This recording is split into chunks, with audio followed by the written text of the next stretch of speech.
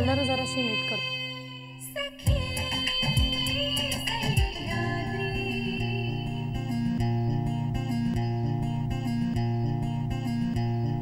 नमस्कार. सखी सह्याद्रीच्या आजच्या भागात मी चैताली कानिटकर आपल्या सगळ्यांचं मनपूर्वक स्वागत करते. सर विस्टन चर्चिल एका कलेचं वर्णन करताना नेहमी म्हणायचे की आपण वास्तू आधी घडवतो आणि मग त्या आपल्याला घडवतात. जगाच्या इतिहासाचा जर आपण अभ्यास केला ना तर एक गोष्ट आपल्याला ठळकपणे जाणवते की जगात सुद्धा वास्तू प्रथमतः निर्माण झाल्या आणि त्यानंतरच सांस्कृतिक संचित परिपक्व होऊन इतिहास निर्माण झाला. या कलेला सुप्त संगीत असंही म्हटलं जातं. इतकंच काय तर या कलेला सर्व कलांची जननी असंही संबोधलं जातं.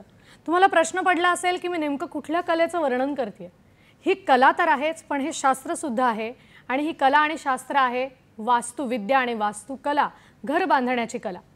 आपल्याला निवारा म्हणजेच नेहमीच घरापासून रक्षण मिळत असतं आणि अन्न वस्त्र निवारा या आपल्या मूलभूत गरजा आहेत. प्रत्येक सखी आपलं घर सजवण्याचा फुलवण्याचा प्रयत्न करतच असते.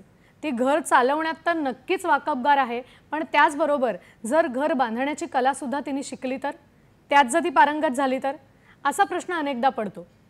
या कलेमध्ये या शास्त्रामध्ये नक्की काय शिकता येतं, त्याचबरोबर यातले अडथळे काय आहेत हे सगळं जाणून घेण्यासाठी आजचा सखी सह्याद्रीचा विषय आहे. पाहूया आजचा विषय काय आहे तो.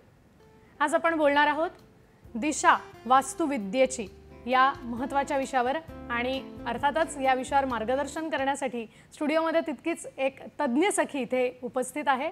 आज आपल्याला मार्गदर्शन करण्यासाठी आपल्याबरोबर आहेत वास्तुविशारद आणि वास्तू सल्लागार दिशा ताम्हाणे मॅडम. नमस्कार मॅडम. नमस्कार. कार्यक्रमात आपलं मनापासून स्वागत करते. आणि मी मगाशी म्हटलं तसं की खरंच घर सजवायला हे प्रत्येक सखीला आवडत असतं पण घर बांधण्याचं सुद्धा काही सखींचं स्वप्न असतं. फक्त त्यातले अडथळे आपल्याला समजत नसतात. काही जणांना या विषयामध्ये करिअर करण्याची सुद्धा इच्छा असते आणि याच सगळ्या संदर्भात आज आपण या महत्त्वाच्या विषयावर चर्चा करणार आहोत आणि मॅडम आपल्याला मार्गदर्शन सुद्धा करणार आहेत. सर्वप्रथम मॅडमची ओळख मी सगळ्या प्रेक्षकांना करून देते. त्यांच्याबद्दल अधिक सांगायचं म्हणजे दिशा ताम्हाणे वास्तुविशारद आणि वास्तू सल्लागार तर त्या आहेतच. त्याचबरोबर पुणे येथून त्यांनी वास्तुविद्येची पदवी संपादन केली. 3 वर्ष परदेशात सुद्धा याच वास्तुविद्येचं त्यांनी शिक्षण घेतलं आणि तिथे सुद्धा कार्य करण्याचा मॅडमना अनुभव आहे. दिशा रिअलेटर्स या संस्थेच्या त्या संस्थापक आहेत आणि संचालक सुद्धा आहेत. याशिवाय मॅडमबद्दल आणखीन 2 महत्त्वाच्या गोष्टी. 2023च्या मिसेस नाशिकच्या त्या विजेत्या आहेत आणि मिसेस रेडियंट महाराष्ट्र 2024च्या सुद्धा त्या विजेत्या आहेत. आज आपल्याला वास्तुविद्ये संदर्भातलं मार्गदर्शन मॅडम करणार आहेत पण सर्वप्रथम पुन्हा एकदा मी मॅडमचं स्वागत करते. आता पहिल्या प्रश्नाकडे मॅडम मी येते की ज्यावेळेला आपण शब्द म्हणतो की आर्किटेक्चर हा शब्द बऱ्याच जणांना परिचित आहे. वास्तुविद्येपेक्षा सुद्धा आर्किटेक्चर हा शब्द अनेकांना माहिती आहे. तर नक्की आर्किटेक्चर या कामामध्ये कुठल्या स्वरूपाचं काम असतं, काय कामांचा समावेश असतो, आधी आपण याच्यापासून सुरुवात करूया. काय सांगाल? बरं, तर घर जे बांधतात त्याला सिव्हिल इंजिनियर किंवा कॉन्ट्रॅक्टर म्हणतात. पण हे घर बांधण्याच्या आधीची जे कामं असतात जसं प्लॅनिंग आहे, डिझायनिंग आहे, हे जे करतात त्याला आर्किटेक्ट म्हणतात. आता थोडक्यात सांगायचं म्हणजे जर का मला एखादा छोटा बंगला बांधायचा आहे तर त्या बंगल्याचं एंट्रन्स कसं असणार, त्याचे बेडरूम्स किती असणार, त्याचं किचन कुठे असणार, हॉल कुठे असणार व तिकडे किती लोक राहणार, त्याच्या व्यतिरिक्त पण कोणते कलर्स त्या याच्यात वापरायचे, तर याच्या सगळ्या ह्या गोष्टींचं इमॅजिनेशन करणं व ते पेपरवर लिहून ठेवणं किंवा काढणं हे काम आर्किटेक्टचं असतं. मला वाटतं आम्हाला स्क्रीनवर एक चित्र दिसतंय तर या संदर्भात काय सांगाल? जी पहिली इमेज आहे ती एका प्लॅनची असते. तर पहिले आपण प्लॅनिंग ह्या स्टेजवर काम करतो. तर याच्यामध्ये आपण असं ड्रॉ करतो की किचन इकडे, हॉल इकडे व हे सगळं आम्ही कॉन्ट्रॅक्टरला देतो. मग ही बिल्डिंग एकदा प्लॅनिंग स्टेजवरनं झाल्यानंतर ही कशी दिसणार, म्हणजे आपण जेव्हा समोरनं बिल्डिंग बघतात आता सगळ्यांनाच असं वाटतं की आपले घरं सुंदर दिसावे, तर एलिव्हेशन हे खूप महत्त्वाचा पार्ट आहे. तर सेकंड जी इमेज आहे ती एलिव्हेशनची, की घर माझं समोरनं असं दिसणार. बऱ्याच लोकांना अशी आयडिया असते की मला स्लोपिंग रूफ आवडतात किंवा मला फ्लॅट रूफ आवडतात किंवा मला ह्या टाईपचे तिकडे टेक्स्चर्स वापरायचे.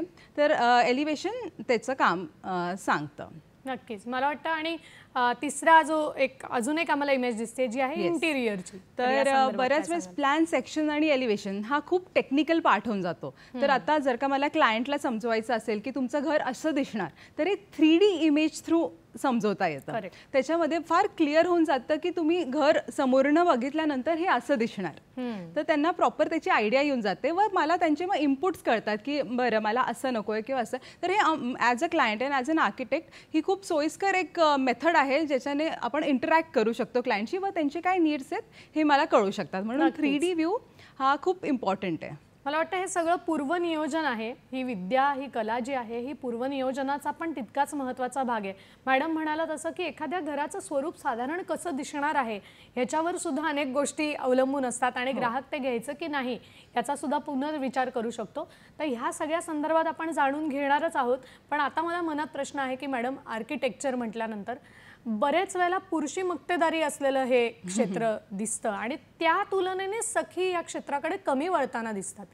तर आपण या क्षेत्राकडे नेमकं कशा काय वळलात आणि आपल्याला हेच क्षेत्र का निवडावंसं वाटलं, काय सांगाल याविषयी? बरं, खरं तर मी लहान होती तेव्हापासून मी माझ्या बाबांना बघितलं. ते सिव्हिल इंजिनियर आहेत व ते साईटवर जायचे, त्यांच्याकडे प्लॅन्स असायचे, मोठे मोठे मशिनरीज.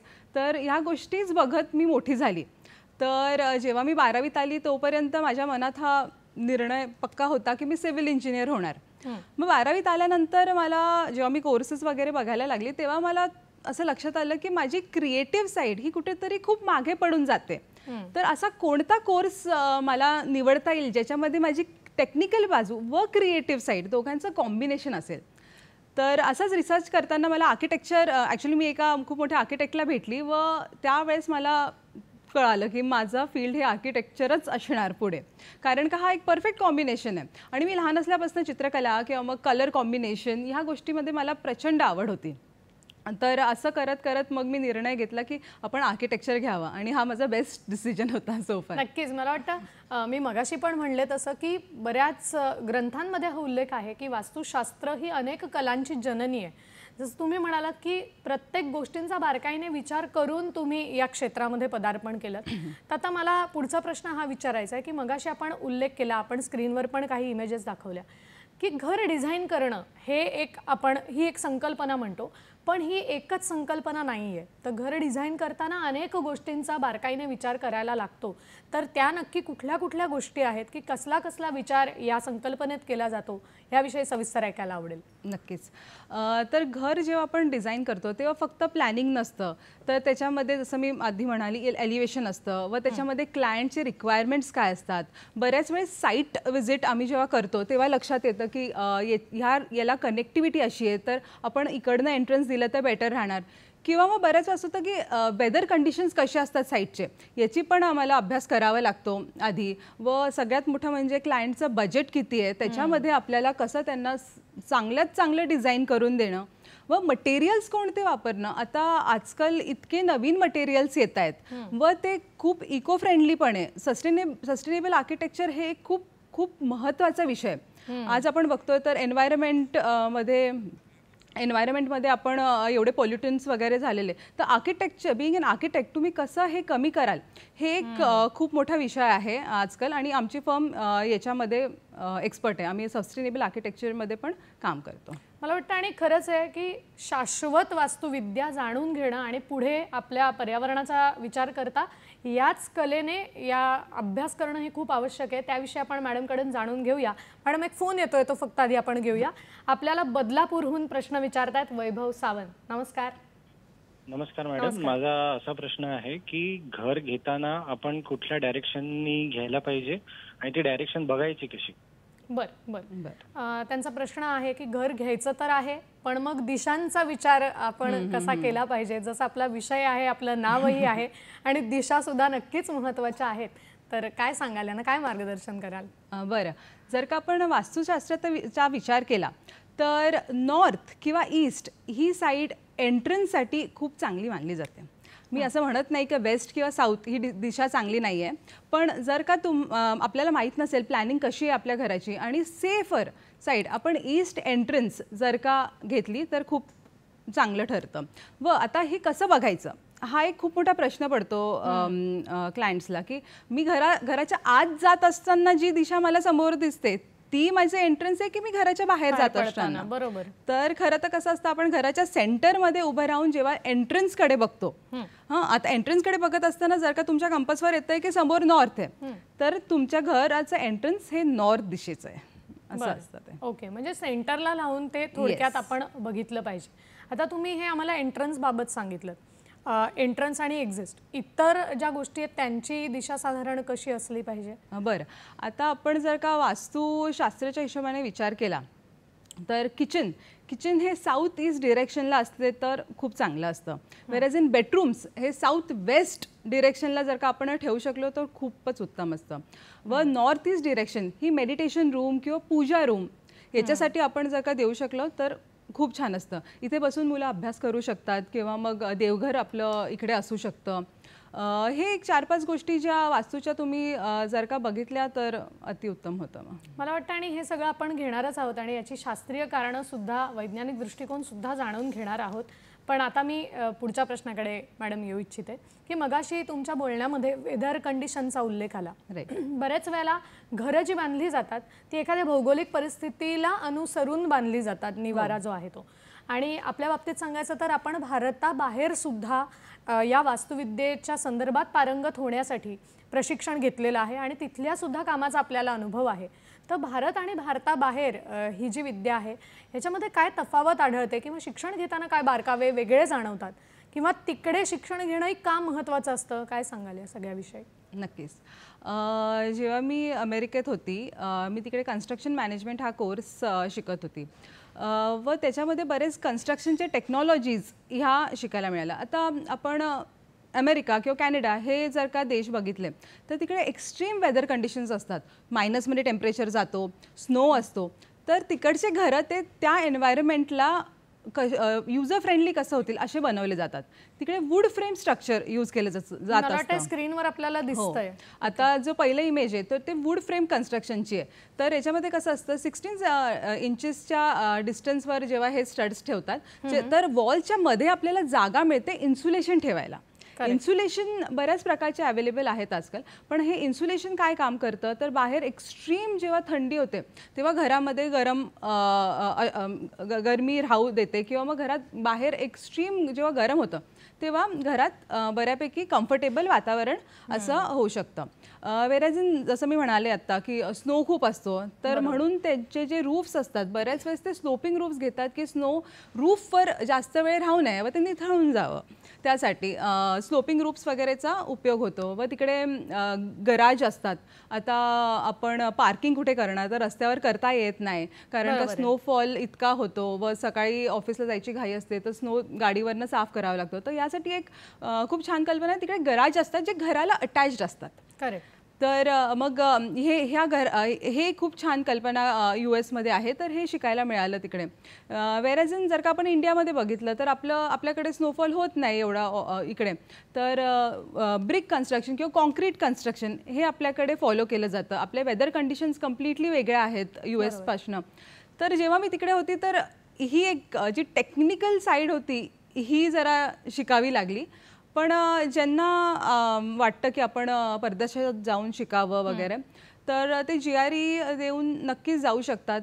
थोडा वेळ लागतो तिकडचे कन्स्ट्रक्शन मेथड शिकायला, पण खूप छान अनुभव आहे.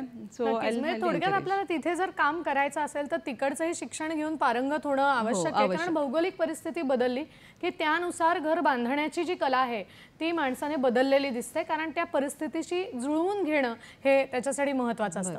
आपल्याला एक फोन येतोय तर आपण घेऊया. आपल्याला नाशिकहून प्रश्न विचारतायत डॉक्टर नीना निकम. नमस्कार. नमस्कार मॅडम. नमस्कार. आजच्या आपल्या आलेल्या पाहुण्यांचे माझ्याकडनं स्वागत आहे. आणि थोडंसं मला एक प्रश्न त्यांना असा विचारायचा होता की माझी मुलगी आहे, तिला वास्तुविशारदमध्ये आर्किटेक्टमध्ये अतिशय इंटरेस्ट आहे, तर त्या फील्डविषयी तुम्ही काय सांगाल? तिने ऍडमिशन घ्यावी की न घ्यावी? बरं. त्यांचा जो प्रश्न आहे मला वाटतं त्याच्यामध्ये एक थोडंसं ॲडिशन मला पण करायची इच्छा आहे, जो माझ्याही मनात होता की या क्षेत्रात आता त्या म्हणाला तसं की त्यांची रिलेटिव्ह आणि तिला येण्याची इच्छा आहे. तर कदाचित अशा बऱ्याच सखींची इच्छा असू शकते की मला हे क्षेत्र निवडायचं आहे, तर या क्षेत्रात नेमकं कसं यावं आणि जर आलो तर कुठल्या अडथळ्यांना सामोरं जायची तयारी मनात ठेवायला हवी, याविषयी सांगा. बरं, हा खूप सुंदर प्रश्न आहे. मला बऱ्याच वेळेस हा प्रश्न विचारला गेला आहे की आम्हाला आर्किटेक्ट व्हायचं आहे, पण याची प्रोसिजर काय. तर मला असं वाटतं ज्यांना पण आर्किटेक्ट व्हायचं पहिले तुम्ही हा प्रश्न विचारायचा की आपण क्रिएटिव्ह आहात का, आपल्याला क्रिएटिव्हिटीकडे आपला किती इंटरेस्ट आहे. तर जर का तुम्ही क्रिएटिव्ह असाल तर ही नक्की फील्ड तुमच्यासाठी खूप सुंदर आहे. एव्हरी डे म्हणजे प्रत्येक दिवस तुम्ही काहीतरी नवीन क्रिएट करतायत, त्याची एक तुम्हाला सॅटिस्फॅक्शन असतं. जर का तुम्हाला आर्किटेक्चर घ्यायचं असेल तर 12वीपर्यंत तुम्ही सायन्स कॉमर्स पण चालतं, सायन्स पण चालतं. त्यानंतर नाटा म्हणून एक परीक्षा असते जी काउन्सिल ऑफ आर्किटेक्चर कंडक्ट करतं, नॅशनल लेवलची एक्झाम असते. ह्या एक्झाममध्ये मॅथमॅटिक्स आणि ड्रॉइंग याचं पण प्रश्न विचारले जात असतात. जॉमेट्री असतं आपलं त्याच्यामध्ये. ह्या एक्झामसाठी बरेच कोचिंग क्लासेस पण अवेलेबल आहेत आजकाल. ती एकदा परीक्षा पास केल्यानंतर बरेच आपल्याला मार्ग ओपन होतात. आर्किटेक्चरचे गव्हर्नमेंट कॉलेज किंवा प्रायव्हेट कॉलेजमध्ये पण आपल्याला ॲडमिशन मिळू शकते. तर नाटा ही एक सगळ्यात महत्त्वाची परीक्षा आहे जी तुम्हाला क्लिअर करावी लागते. आय विल पर्सनली रेकमेंड की मी सायन्सची आहे म्हणून मला असं वाटतं की मला थोडी जर्नी सोपी झाली, कारण का फिजिक्स म्हणून पण एक विषय होता आम्हाला 12वीत, मॅथमॅटिक्स होता. तर थोडं फारसा जो बेस होता तो आधीच कवर झाला होता. तर आय थिंक कॉमर्समध्ये पण बरंच मॅथमॅटिक्स कॅल्क्युलेशन्स वगैरे पण असतं. तर मुळात आर्किटेक्चरचा बेसच हा आहे की आपण कॅल्क्युलेशन आणि क्रिएटिव्हिटी याचा समतोल कसा राखायचा. बरोबर, मला वाटतं आणि यातले अडथळे पण जाणून घ्यायचेत. पण इथे वेळ झाली एका छोट्याशा विश्रांतीची. आपण मात्र कुठेही जाऊ नका, आम्ही लगेचच परत येतोय. पाहत रहा सखी सह्याद्री.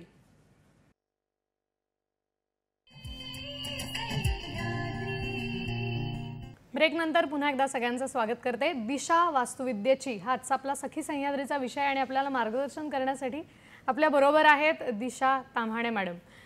ब्रेकपूर्वी मला वाटतं आपण बोलत होतो की या क्षेत्रात जर जायचं असेल तर नेमकं आपल्याला कशा पद्धतीने जाता येईल याचं तर आपण खूप छान स्पष्टीकरण दिलं.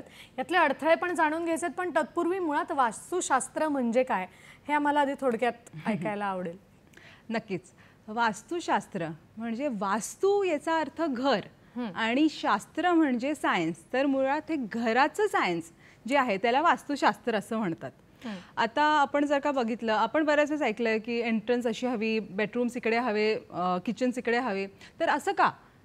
तर कारण का घर जे असतं हे 5 मेन एलिमेंट्सने बनलेलं असतं, जे आहे फायर, वॉटर, एअर, अर्थ आणि स्काय. बरोबर. तर असं म्हटलं जातं की जी साऊथ ईस्ट डिरेक्शन आहे ही अग्नेयची दिशा आहे. Just to give you an example, north east असतं, याला एअरची डिरेक्शन, आपलं याची डिरेक्शन म्हटली जाते. मला वाटतं हे आपल्याला दिसतात मराठीत आता पंचमहाभूत म्हणतात की साधारण वास्तू ही या सगळ्या गोष्टींनी परिपूर्ण असते. काय सांगाल याविषयी? एकदम बरोबर आहे. तर ह्या 5 एलिमेंट्सला आपल्याला बॅलन्स करायचं असतं, ज्याच्याने घरातली वास्तू बॅलन्स होईल. तर बऱ्याच वेळेस बरेच त्याच्यावरती रिसर्च आहे, थिअरी आहे. तर मला असं वाटतं जर का तुम्हाला घर हे वास्तू कंप्लायंट करायचं असेल तर तुम्ही वास्तू एक्सपर्ट्सकडे जाऊन त्यांना तुमचा प्लॅन दाखवून व त्याच्यामध्ये जे चेंजेस असतील थोडेफारसे ते करून घर वास्तू कंप्लायंट होऊ शकतं. वास्तुशास्त्र हे एक इम्पॉर्टंट सायन्स आहे. आम्ही टेक्निकल फील्डमधनं आहोत म्हणून याच्यावरती रिसर्च पण आम्ही बघितलेला आहे. आमचा स्वतःचा रिसर्च चालू असतो.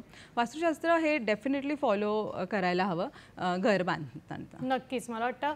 आणि याविषयी अधिक जाणून घेऊया, पण एक फोन येतोय तो आपण आधी घेऊया.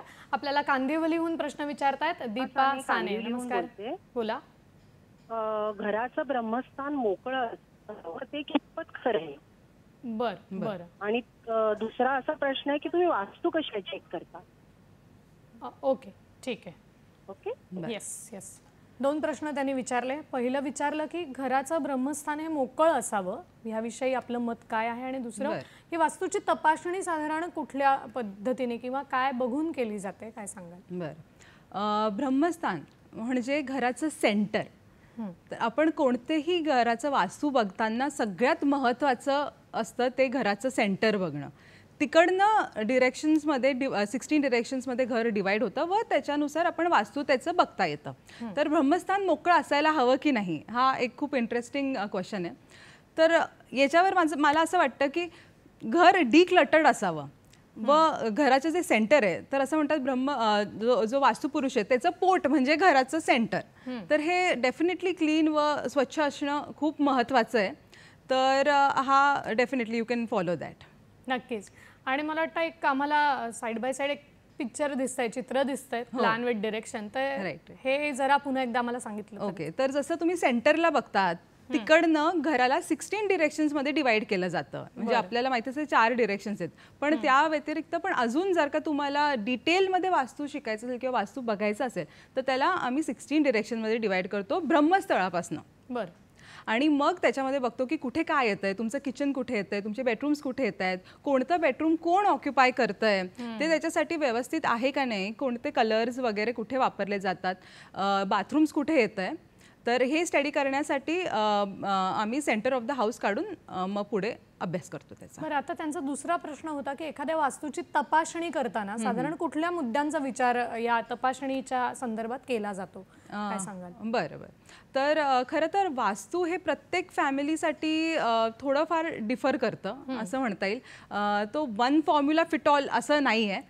तर प्रत्येकाचा जेव्हा प्लॅन आमच्याकडे येतो आम्ही त्याला डिटेलमध्ये स्टडी करतो व त्या घरात कोण राहणार आहे, लहान मुलं आहेत, मोठे आहेत, जरी मोठे असतील तरी ते मेडिकल फील्डमध्ये आहेत का, किंवा मग ते इंजिनिअरिंग फील्डमध्ये आहे का, तुमचा बिझनेस आहे का, की तुम्ही लॉयर फर्म आहे, जे तुमच्या टाईपचा बिझनेस आहे त्याच्या अकॉर्डिंगली वास्तू डिझाईन केली जाते. नक्कीच. म्हणजे हे प्रत्येकाच्या अकॉर्डिंगली बनतं आणि याच्यासाठी आपल्याला वास्तू सल्लागाराची गरज पडते. आता आपण आपली संस्था सुद्धा आहे, त्याच्या आपण संस्थापिका आणि संचालक सुद्धा आहात, तर आपल्या फर्मची साधारण काय वैशिष्ट्य आहेत, काय विशेषता आहे, काय सांगाल याविषयी? बरं, आमच्या फर्ममध्ये सगळे आर्किटेक्ट्सच आहात. आम्ही आर्किटेक्ट ड्रिव्हन वास्तू फर्म आहे आमची. व आमच्याकडे पहिले कोणताही प्रोजेक्ट येतो तर आम्ही याच्या 4 गोष्टींकडे सगळ्यात महत्त्वाचं म्हणजे लक्ष देतो. फर्स्ट ऑफ ऑल वास्तू, सेकंड ॲस्थेटिक्स म्हणजे घर सुंदर दिसणं, तिसरं आहे बजेट. ह्या 3 गोष्टींची आम्ही, आणि फोर्थ आहे गरज, रिक्वायरमेंट्स. तर ह्या गोष्टी जर का क्लिअर झाल्या तर त्यावरनं आपल्याला कळतं की घर कसं डिझाईन करायला हवं. बरोबर. व आम्ही सेंट्रॉइडल मेथडने ऑटोकॅड यूज करून घराचं ब्रह्मस्थान शोधून व त्याच्याने घराला 16 याच्यामध्ये डिवाइड करून मग पुढे आमचा अभ्यास त्याच्यामध्ये सुरू होतो. एक गोष्ट सांगायची म्हणजे we are from technical field, so आम्ही क्रिस्टल्स, पिरॅमिड्स या सगळ्या गोष्टींचा आम्ही उपयोग करत नाही आमच्या फील्डमध्ये. आता मुळात बघायचं म्हणजे वास्तू एक सायन्सच आहे.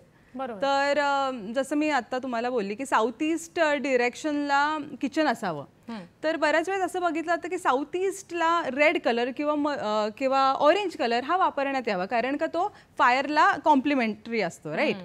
तर त्या डिरेक्शनला आम्ही बऱ्याच वेळेस ब्लॅक कलर किंवा ग्रे कलर असं कोणते बघितलं. आता एक्झिस्टिंग हाऊसचं मी सांगते, बऱ्याच वेळेस जेव्हा क्लायंट येतात तर नवीन घर नाही बांधत पण आहे जे घर त्याच्यामध्ये आम्हाला काय करता येईल का ज्याने घर वास्तू कंप्लायंट होणार. तर ह्या प्रोसेससाठी आम्ही पहिले स्टडी करतो व ऑटोकॅड यूज करून त्यांचा प्रॉपर प्लॅन असं बनवून घेतो. बऱ्याच वेळेस आमचे ड्राफ्ट्समॅन त्यांच्या घरी जातात, व्यवस्थित टू द स्केल प्लॅन आम्ही ड्राफ्ट करून घेतो. ही सगळ्यात पहिली स्टेप आहे. सेकंड, क्लायंट्सबरोबर बसून त्यांची रिक्वायरमेंट काय, जसं मी तुम्हाला बोलली की तुमचा बिझनेस कशाचा आहे किंवा तुमची मेन नीड काय हे समजून घेतो आणि त्याच्या अकॉर्डिंगली आम्हाला 3च गोष्टी लागतात खरं तर वास्तू बघायला. आता बरेच आमचे NRI क्लायंट्स आता असतात. आमची रिसेंटली एक सिंगापूरला व्हिजिट पण झाली होती जिकडे आम्ही बरेच क्लायंट्सला भेटलो व त्याच्या आधी दुबईला आम्ही गेलो होतो वास्तूच्याच कामाने. तर तिकडे जेव्हा साईट व्हिजिट असतात वेल अँड गुड, पण बऱ्याच वेळ जेव्हा अमेरिकाचे क्लायंट किंवा जर्मनीचे वगैरे असतात तर आम्ही त्यांच्याकडनं फक्त त्यांच्या घराचा प्लॅन मागतो, टू द स्केल असायला हवा, व एक व्हिडिओ लागतो त्यांच्या घराचा आणि गुगल लोकेशन. तर आम्हाला जेव्हा हे 3 गोष्टी मिळाल्या तर आम्ही व्यवस्थित ऑटोकॅडवर सेंट्रॉइडल मेथडने तुमच्या घराला डिवाइड करून व्यवस्थित बघतो की कुठे नक्की काय येतं आहे व तुमची समस्या काय. तर बऱ्याच वेळेस असं होतं की मला हेल्थ इश्यूज, आता एक तुम्हाला उदाहरणार्थी सांगायचं म्हणजे की हेल्थ इश्यूज काही लोकांना येतात तर बऱ्याच वेळेस त्यांच्या घरामध्ये असं बघितलं गेलं की त्यांची जी नॉर्थ ईस्ट साईडला विंडोज बंद असतात किंवा सनलाईट घरात पुरेपूर येत नाही.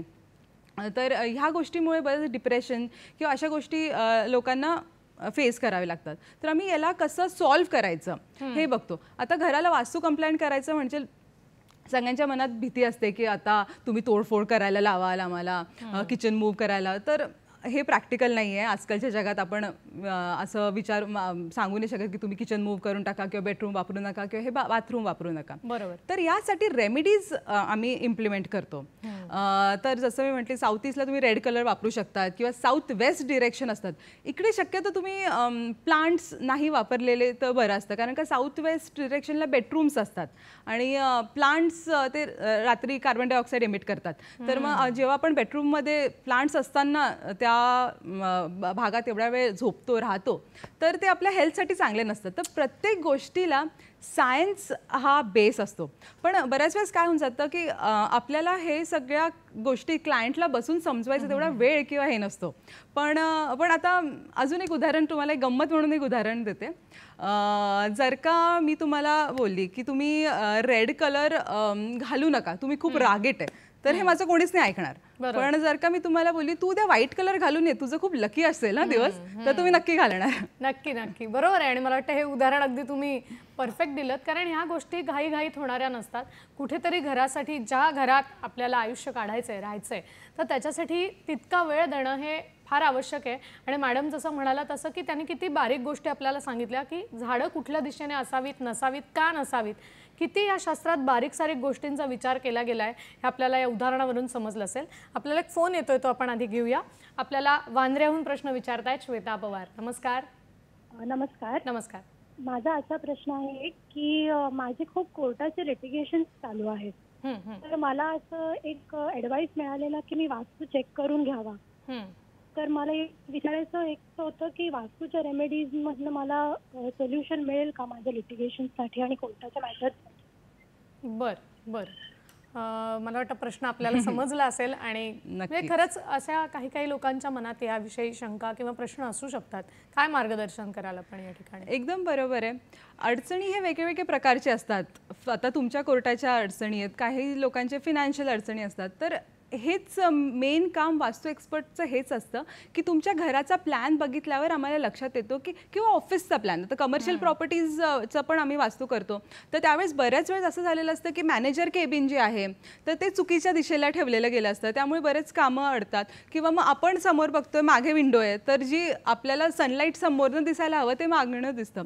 तर हे जे काही आर्किटेक्चर व वास्तूचे कॉम्बिनेशन करून जे सोल्युशन्स आहेत ते जर का तुम्ही घरात वापरले तर डेफिनेटली याच्याने हेल्प होणार.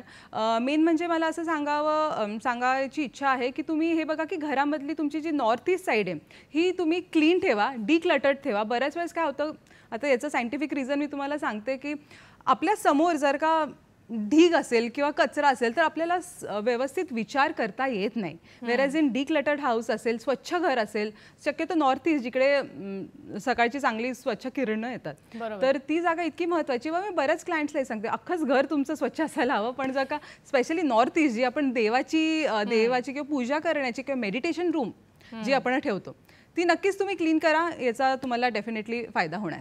आणि मला वाटतं तुम्ही म्हणालात त्याप्रमाणे वास्तू सल्लागाराला जर त्यांनी या संदर्भात विचारलं तर ते नक्कीच याबाबत त्यांना मार्गदर्शन करू शकतील. कारण तुम्ही म्हणल्याप्रमाणे की हे एक शास्त्र आहे, हे एक विज्ञान आहे आणि या विज्ञानाचा सखोल अभ्यास करणे तितकंच गरजेचं असतं.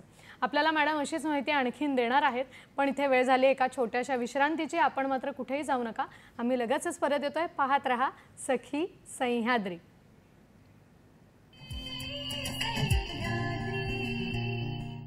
ब्रेक नंतर पुन्हा एकदा सगळ्यांचं स्वागत करते. दिशा वास्तुविद्येची हाच आपला विषय आणि आपल्याला मार्गदर्शन करण्यासाठी आपल्या बरोबर आहेत वास्तु विशारद आणि वास्तु सल्लागार दिशा ताम्हाणे मॅडम. ब्रेकच्या अगोदर आपल्याला अनेक प्रश्नांची उत्तरं मॅडमकडून मिळत होतीच, पण आता मला पुढच्या प्रश्नाकडे यायचं आहे. आणि तो प्रश्न असा आहे की मॅडम, ज्यावेळेला नवीन वास्तू खरेदी करायचा आपला एखादा निर्णय होतो त्यावेळेला अर्थातच बजेटचा विचार सगळ्यात पहिल्यांदा होतो, पण या व्यतिरिक्त घराच्या संदर्भात कुठल्या गोष्टी आपण पाहिल्या पाहिजेत, काय गोष्टींची काळजी घ्यायला पाहिजे वास्तू खरेदी करताना? बरोबर. आता जर का आपण बंगला बांधायचा विचार करतोय तर पहिले आपण बघायला हवं की ते लँड लिटिगेटेड नाही आहे ना, त्याचे प्रॉपर्टी डॉक्युमेंट्स क्लिअर आहेत ना. सेकंड आहे आपली रिक्वायरमेंट की आपल्या घरात किती लोक आहेत. आता घरात 4 लोक आहे किंवा 8 लोक आहेत, तर ही लँड आपल्याला सफिशियंट होणार का. बरोबर.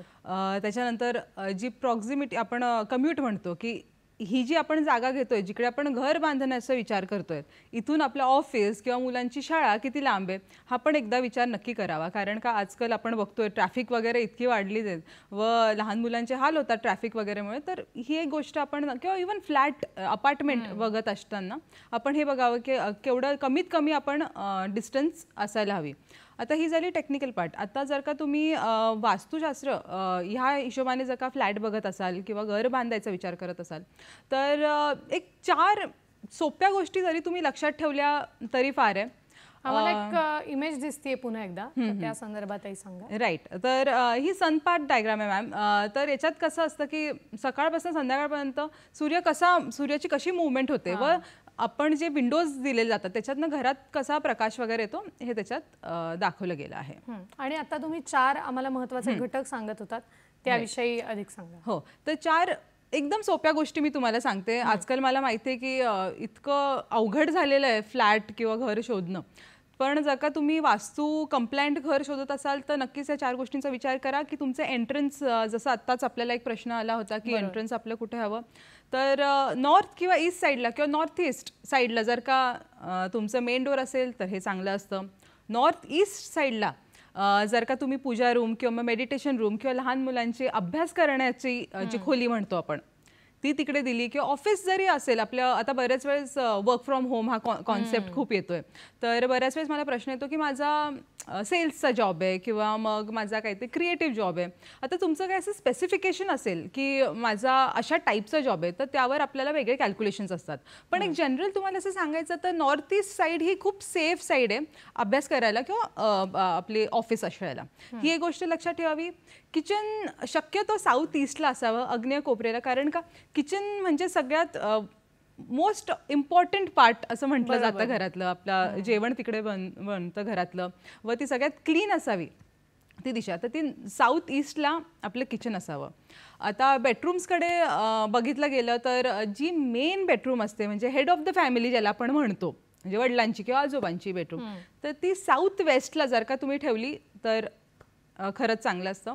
व तुम्ही प्रॉपर्टीचे डॉक्युमेंट्स किंवा तिजोरी आपण जे म्हणतो ही पण साऊथ वेस्टला जर का ठेवलं तर डेफिनेटली तुम्हाला बेनिफिट होईल. तर एवढ्या एक 2-3-4 गोष्टी जर का लक्षात ठेवल्या कोणतीही नवीन वास्तू प्लॅन आम्हाला दिसतो पण आहे. हो, तर एक हा बेसिक प्लॅन मी दाखवते तुम्हाला ज्याच्यामध्ये साऊथ ईस्टला किचन आहे, साऊथ वेस्टला बेडरूम आहे. तर एक असा टेंटेटिव्ह असा लेआउट असेल तरी तुमचं घर 80% वास्तू कंप्लायंट होणार.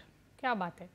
म्हणजे या गोष्टींची आपल्याला काळजी घ्यायला लागते आणि मॅडमने खूप चांगल्या पद्धतीने वैज्ञानिक दृष्टिकोनासह हे सांगितलंय. आता मुळात प्रश्न मॅडम हा होतो की ज्यावेळेला मूळ वास्तूमध्ये काही बदल करायचा असतो, कारण दरवेळेला आपल्याला नवीन वास्तू घेणं शक्य होतं असं नाही आहे, तर मूळ वास्तूमध्ये जर आपल्याला बदल करायचा असेल तर त्याच्यासाठी काय करायचं हे मला विचारायचं आहे. पण तत्पूर्वी आपल्याला एक फोन येतोय, तो आपण घेऊया. आपल्याला प्रियंका प्रश्न विचारतायत नाशिकहून. नमस्कार. नमस्कार. नमस्कार. माझा प्रश्न आहे की मुलांच्या अभ्यासाला कोणती दिशा चांगली व त्यांची पुस्तके कोणत्या दिशेला ठेवावीत? बरं बरं. घरात लहान मुलं असताना हे एक फार मोठं म्हणजे आईला हा प्रश्न पडू शकतो की मुलांच्या अभ्यासासाठीची दिशा कुठली चांगली, बसण्यासाठी आणि त्यांचं सगळं जे अभ्यासाचं सामान आहे, जे विद्या आपण म्हणतो, अभ्यास म्हणण्यापेक्षा मी म्हणेन ज्ञानग्रहणासाठीची घरातली उत्तम जागा कुठली आणि ते सगळं सामान नेमकं कुठे ठेवावं, काय सांगाल? जसं की आपण आत्ताच डिस्कस केलं, नॉर्थ ईस्ट ही जी डिरेक्शन आहे किंवा ईस्ट किंवा नॉर्थ पण म्हणता येईल.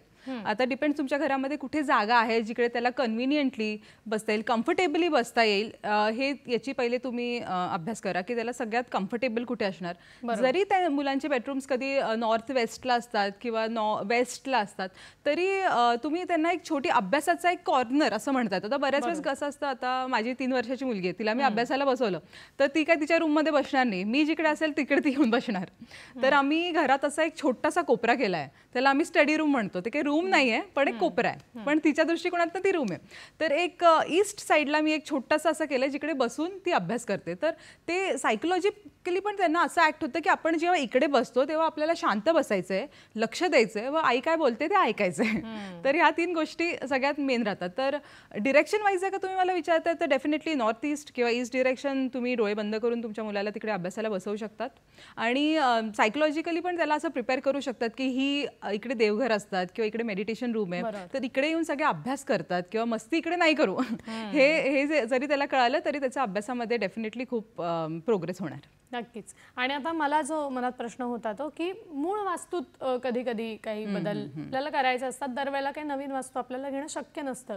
तर मग हे मूळ वास्तूतले बदल, बरं आपण तिथे राहत असतो आणि घरात राहूनच हे बदल आपल्याला बरेचदा करायला लागतात आणि थोडीशी त्रेधा तिरपीट उडू शकते, तर मग ते बदल करताना काय काळजी घ्यायला पाहिजे, काय सांगा? नक्कीच.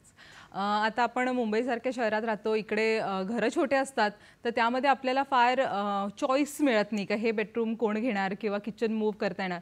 तर एक हा खूप मोठा गैरसमज आहे की वास्तू कंप्लायंट घर करायचं म्हणजे आपल्याला तोडफोड करावी लागणार, तर असं अजिबात नसतं. वास्तू रेमेडीज म्हणून एक आपल्याला करता येईल घरात, ज्याच्याने घरचं वास्तू कंप्लायंट होऊ शकतं व वास्तू दोष जे असतात ते कमी होऊ शकतात.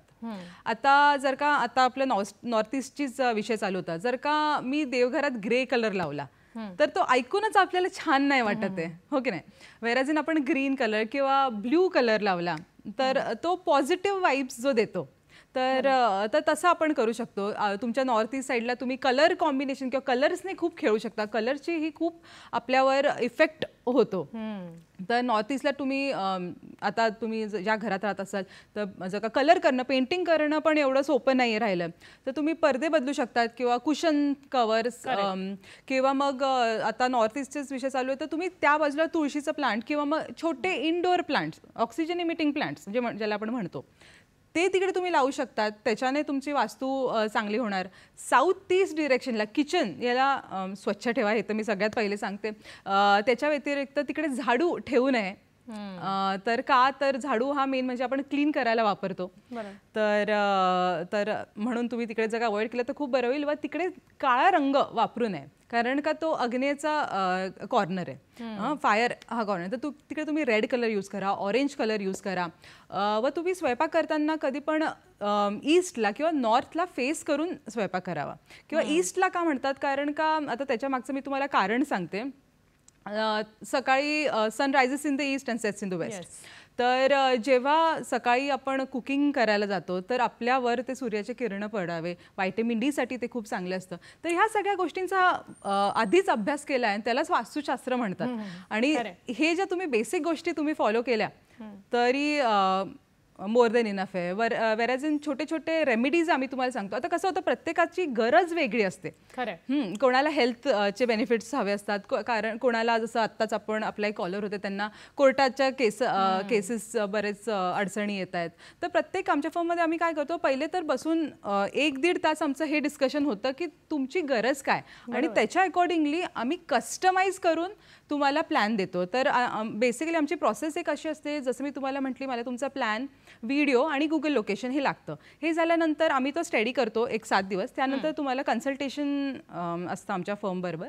व त्यानंतर एक 7 दिवसानंतर आम्ही तुम्हाला एक रिपोर्ट देतो, ज्याच्यामध्ये तुमचा प्लॅन आणि जे पण रेमेडीज किंवा जे पण चेंजेस करायचे आहेत ते सगळे लिहिलेले असतात. आणि ते एकदा रिपोर्ट तुमच्याकडे आल्यानंतर पण तुमच्याकडे एक 7 ते 8 दिवस असतात ते समजून घ्यायला. व काही प्रश्न असेल तर डेफिनेटली आम्ही तर इकडेच असतो. तर तेच मला तुम्हाला सांगायचं आहे की एक्झिस्टिंग हाऊसमध्ये पण भरपूर असे छोटे छोटे चेंजेस करता येतील, ज्याच्याने बेनिफिट्स दिसतात किंवा वास्तू दोष हे कमी होऊ शकतात. मला वाटतं दरवेळेला त्याच्यासाठी घरातली तोडफोड करायची गरज असते असं नाहीये. मग कुठेतरी हे शास्त्र जाणून घेणाऱ्या आपण तज्ज्ञ सल्लागाराला जर याबाबत विचारलं त्याचा फायदा होईल. तुम्ही एक उदाहरण दिलं मॅडम, मग खूप छान आहे की जर आपण सूर्याच्या दिशेनं तोंड करून उभं राहून सखीने स्वयंपाक केला तर तिला वेगळा सनबाथ घ्यायला जावं लागणार नाही आणि डी विटॅमिनच्या गोळ्या पण मुळीच घ्याव्या लागणार नाहीत, कारण तो तिला स्वयंपाक करताना आपल्याकडे अगदी सहज उपलब्ध होईल. असं हे शास्त्र आहे मला वाटतं आणि खूप छान माहिती आपण याबाबत देत आहात. आता माझ्या मनात पुढचा प्रश्न आहे की मगाशी तुम्ही एका झाडाचा उल्लेख केला होता की झाड लावताना सुद्धा त्याचा विचार आपल्या शास्त्रात केला गेलाय आणि बरेच जणांना अशी इच्छा असते की त्यांच्या घरात थोडी का होईना झाडं लावावीत. आता अगदी मोठी झाडं लावणं आपल्याला शक्य नाहीये शहरांमध्ये, छोट्या घरांमध्ये, अगदी कुंड्यांमध्ये आपण थोडंसं प्लांटेशन करतो. तर मग हे करत असताना अगदी काही नसलं तरी तुळस तरी आपल्याकडे असतेच असते. तर ती कुठल्या दिशेला लावायला हवी या शास्त्राच्या अनुसार काय सांगाल याविषयी? बरं, शक्यतो जर का तुम्हाला इंडोर प्लांट्स किंवा मग जे डेलिकेट प्लांट्स असतात हेच वापरता येतात अपार्टमेंटमध्ये जर का किंवा घरांमध्ये असं म्हटलं तर नॉर्थ साईड, ईस्ट साईड ही सगळ्यात उत्तम आहे छोटी झाडं लावण्यासाठी. कारण का हे झाडं जगतात पण, कारण का सकाळची किरणं जे तेवढे हार्श नसतात, तर त्यामुळे ते झाडं पण जगतील व त्याचं तुम्हाला बेनिफिट पण मिळणार. आता जर का आपण बंगले वगैरे बरेच लोक बांधतात, तर एक ते खूप मोठी चूक करतात की आता घर बांधायचं आहे आपलं 40x40चं जर 40x40चा प्लॉट असेल त्याच्यामध्ये ऑफसेट सोडल्यानंतर ऑफसेट जे मिनिमम आहे तेवढंच सोडतात व पूर्ण आपण बांधतो, कारण आता आजकाल 1-1 इंच एवढा महत्त्वाचा झालेला आहे कन्स्ट्रक्शन फील्डमध्ये. तर तसं करायला जाताना त्यांना मोठी झाडं पण हवे असतात, तर ते मोठी झाडं घराच्या जवळ लावतात जे एक 10 वर्ष 12 वर्षानंतर त्यांचे जे रूट्स असतात ते फाउंडेशनला इफेक्ट करतात आणि हे आम्ही खूप वेळेस बघितलेलं आहे. तर मग मी हायली तुम्हाला हे सांगेन की मोठी झाडं जी आहेत ती घराच्या परिसराच्या आत लावू नये, कारण का फाउंडेशनला याचा खूप त्रास होतो. आणि जर का तुम्ही अपार्टमेंटमध्ये विचारत असाल तर नॉर्थ ईस्ट डिरेक्शनला तुम्ही कोणतेही छोटी झाडं लावा. फुलं ज्याला येतात अशी झाडं नक्कीच लावावे, कारण का घरात फुलं जर का दिसली तर याच्याहून म्हणजे छान काहीच नसतं. व बोन्साय वगैरे हे प्लांट्स थोडे अवॉइड करावे, कारण का ते म्युटेशनने वगैरे बनवलेले जातात. तर म्हणजे नॅचरली अवेलेबल आहेत आपल्या सॉईलमध्ये तसेच साधी झाडं नक्की घरात वापरावेत. नक्कीच. मला वाटतं बऱ्याच वेळेला असा अनुभव येतो की तुळस जर चुकीच्या दिशेला लावली असेल तर ती जगत नाही आणि ती बरेचदा मरते. आपण जागा बदलून बघितली ना तर असं वाटतं अरे वा तुळस खूप छान आता जगते. तर ह्याच्यात कुठेतरी या वास्तुशास्त्रात सांगितल्याप्रमाणे दिशांचा अभ्यास सुद्धा खूप महत्त्वाचा आहे.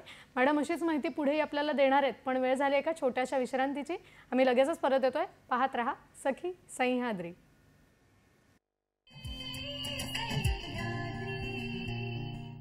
ब्रेक नंतर पुन्हा एकदा स्वागत करते सगळ्यांचं. आज आपल्याला मार्गदर्शन करतायत वास्तुविशारद आणि सल्लागार दिशा ताम्हाणे आणि आजचा आपला विषय आहे दिशा वास्तुविद्येची. आपण पुढे चर्चा करणार आहोत, पण तत्पूर्वी एक फोन येतोय, तो आधी आपण घेऊया. आपल्याला कोपरगावून प्रश्न विचारतायत नलिनी घाडगे. नमस्कार. नमस्कार. नमस्कार. साऊथ वेस्टला जर टॉयलेट बाथरूम असेल तर वास्तुदोष निर्माण होतो का? बर, त्यांचा प्रश्न आहे साऊथ वेस्ट या दिशेला जर बाथरूम असेल, टॉयलेट असेल, तर त्याच्यामुळे काही वास्तुदोष निर्माण होऊ शकतो का, काय सांगाल? खरं सांगायचं तर प्लॅन पूर्ण स्टडी करायला हवा व त्याच्यात कॅल्क्युलेशन्स असतात ज्याच्याने आपल्याला लक्षात येतं की या बाथरूमचा किती इफेक्ट होऊ शकतो. तर साऊथ वेस्टला बाथरूम असणं स्वाभाविक आहे, कारण का साऊथ वेस्टला बऱ्याच वेळेस बेडरूम्स असतात. तर जरी तुमच्या साऊथ वेस्टला बाथरूम असेल तरी काय हरकत नाही, तो काय फार मोठा वास्तुदोष नाही आहे व तुम्ही ते बाथरूम व्यवस्थित वापरू शकतात, काहीच अडचण नाही. मला वाटतं म्हणजे या सखीला थोडक्यात काळजी करायची काहीच गरज नाही. बरं, आता माझ्या मनात प्रश्न आहे की मगाशी तुम्ही या क्षेत्रातला जे कोर्सेस आहेत, करिअर आपण करू शकतो याविषयी सांगितलंच, पण याविषयी जरा अधिक आम्हाला काही ऐकायला मिळेल का? नक्की. बऱ्याच वेळेस मला विचारतात की मला पण वास्तू कन्सल्टंट व्हायचं आहे, तर याची काय प्रोसिजर काय आहे किंवा याचे कोर्सेस कुठे आहेत. तर मला आम्ही स्वतः पण आमच्या फर्ममध्ये आम्ही क्लासेस घेतो वास्तूच्या. तर बऱ्याच वेळेस असं होतं की हे केल्यानंतर काय, किंवा मग मला जर का वास्तू एक्सपर्ट व्हायचं असेल तर मला आर्किटेक्ट होणं गरजेचं आहे का, किंवा मला काही टेक्निकल बॅकग्राऊंड असणं महत्त्वाचं आहे का. तर यावर माझं उत्तर आहे नाही, असं अजिबात नाही आहे. पण फक्त एवढंच एक ॲडिशन होतं की तुम्हाला टेक्निकल नॉलेज असेल, तुम्ही सिव्हिल इंजिनियर असाल किंवा आर्किटेक्ट असाल तर तुम्हाला एक आयडिया येते की घर असं बांधलं जातं, बिल्डिंग असे बांधले जातात व जे कॉलम बीम यांचे जे संबंधित असतात याचं तुम्हाला नॉलेज असतं आणि ते डेफिनेटली हेल्प होतं. पण वास्तुशास्त्र एक्सपर्ट व्हायचं असेल तर पहिला प्रश्न तुम्ही स्वतःला विचारायचा, मला दुसऱ्यांचे प्रॉब्लेम सॉल्व्ह करायला आवडतात का, मला दुसऱ्यांचे प्रॉब्लेम्स ऐकायला व त्यांना मदत करायला आवडतात का. आणि याचं जर का उत्तर हो असेल तर नक्की तुम्ही वास्तू कन्सल्टंट होऊ शकतात. आजकाल बरेच कन्सल्टंट आहेत, खूप हाय पेईंग जॉब्स आहेत. जॉबपेक्षा मला असं म्हणता येईल की तुम्ही पहिले काही वर्ष कोणत्या वास्तू एक्सपर्टकडे प्रॅक्टिस करू शकाल व त्यानंतर तुम्ही स्वतःची प्रॅक्टिस जरी सुरू केली तरी याला खूप स्कोप आहे. नक्कीच. खरं तर हा विषय खूपच मोठा आहे. अगदी माझ्या मनात अजून एक प्रश्न आहे की आपण मड हाऊस ही एक संकल्पना बघतो, तर जी मड हाऊस ही संकल्पना आहे, मातीचं घर, की बरेच वेळेला आपल्याकडे ते प्रॅक्टिस केलं जातं, तर याविषयी थोडक्यात आम्हाला ऐकायला आवडेल, काय सांगा? शुअर. मड हाऊस ही खूप ओल्ड एक प्रॅक्टिस आहे जी महाराष्ट्रात व इंडियामध्ये बऱ्याच जागेवर आपण बघायला मिळते. मड हाऊस म्हणजे मुळात काय, तर लोकली अवेलेबल जी सॉईल असते ती वापरून जेव्हा वॉल्स बनवले जातात त्याला मड हाऊस असं म्हणतात. मला फोटोमध्ये हे दिसतंय. तर बऱ्याच वेळेस काय होतं की सिमेंट कॉन्क्रीट याची जर का आपल्याला उपयोग करून नसेल घ्यायचा किंवा अवेलेबल नसेल तर मग मड हाऊस तुम्ही डेफिनेटली यूज करू शकतात. त्याचं एक ॲडव्हान्टेज असं आहे की जर का आता कोकणात वगैरे खूप पाऊस वगैरे पडतो तर व खूप गरमी पण असते, तर ज्यावेळेस बाहेर खूप गरमी असतात तर वॉल्स जे असतात मड वॉल्स, ते हे बेसिकली काय करतात, हीट ट्रॅप करतात. व रात्री जेव्हा संध्याकाळी जेव्हा खूप टेम्परेचर ड्रॉप होतं तेव्हा हे हीट रिलीज करतात. तर त्याने घरात आपल्याला कम्फर्टेबल असं एन्व्हायरमेंट बघायला मिळतं. पण आता जर का आपण बघितलं तर इतके पेस्टिसाइड्स किंवा पोल्युशन वगैरेमुळे सॉईलची क्वालिटी डिटोरिएट झाली आहे. तर आज जर का कोणाला मड हाऊस बांधायचं असेल तर मी त्यांना रेकमेंड करेल की तुम्ही मड ब्लॉक्स वापरा त्यापेक्षा, सॉईल वापरण्यापेक्षा. कारण का ते टेस्टेड असतात, त्याचं स्ट्रेंथ टेस्टेड असतं. व जर का मड हाऊस तुम्हाला जर का ऑथेंटिक मड हाऊसच बांधायचं आहे तर डेफिनेटली तुम्ही एकदा सॉईल टेस्ट करून घ्या. त्याची स्ट्रेंथ किती आहे ते बघा. त्याची एवढी स्ट्रेंथ आहे का की ते रूफ घेऊ शकेल याच्यावर. ह्या सगळ्या गोष्टींचा नक्की तुम्ही अभ्यास करावा मड हाऊस बांधण्याच्या आधी. खूप छान मॅडम, खरंच हा विषय खूप मोठा होता आणि तुम्ही खूप सोप्या पद्धतीने आम्हाला सगळ्याच बारीक सारीक गोष्टींबाबत जाणीव करून दिलीत आणि ज्ञान दिलं की आपल्याला घर बांधताना किंवा आहे त्या घरामध्ये बदल करताना खूप काळजी घ्यायला लागते. मॅडम, तुम्ही आज इथे आलात आणि इतकं छान मार्गदर्शन आम्हाला सगळ्यांना केलं, त्याबद्दल संपूर्ण सखी सह्याद्रीच्या टीमच्या वतीने मी आपले मनापासून आभार मानते. आणि जाता जाता इतकंच सांगते, घर असावे घरासारखे, नकोच नुसत्या भिंती, तिथे असावा प्रेम जिव्हाळा, नकोच नुसती नाती. हे म्हणत असताना कुठेतरी वास्तुविद्येचा जर आपण अभ्यास केलेला असेल ना तर या सगळ्या गोष्टी आपल्याला आपोआपच मिळू शकतात. असेच नवनवीन विषय घेऊन आपण वेगवेगळ्या भागांमधून भेटतच असतो. आपण भेटणार आहोत पुढच्या सखी सह्याद्रीच्या भागात एका नवीन विषयासह. आत्ता मात्र इथेच थांबतेय. नमस्कार.